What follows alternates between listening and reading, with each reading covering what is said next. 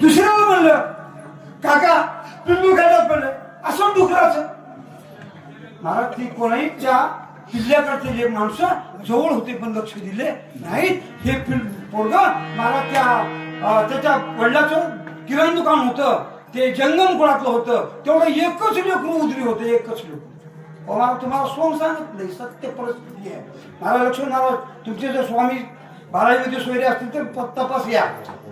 मला एकच उजवी लेकरू होतं. मला त्यानं त्या दुकानाहून त्या पप्पाला झालं काका आपलं पिल्लू खाड्यात पडलं, काका आपलं पिल्लू खाड्यात पडलंय. त्यानं मला नाही डुकराचं की कुत्र्याचं. कोण? पप्पा. हो मला ते पप्पा आला, पण हे येण्यात लेकरू जाण्यात 1 तासाचा वेळ गेला.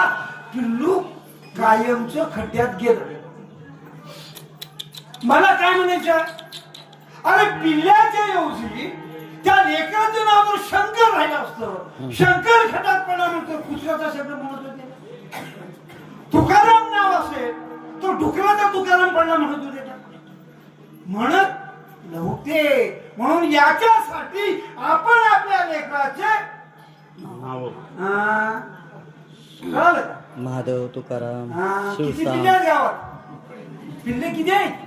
पिल्ले किलो. हो महाराज, हो लक्षात घ्या, पिल्लेला बाजूला ठेवा.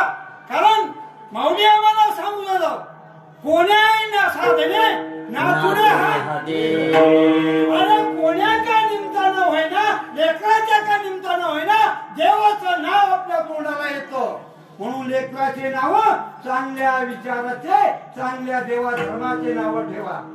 विषय असू द्या. बोलून आपण काय बोललो होतो की ही संगत महाराज आपण दुसऱ्याच्या लेकराला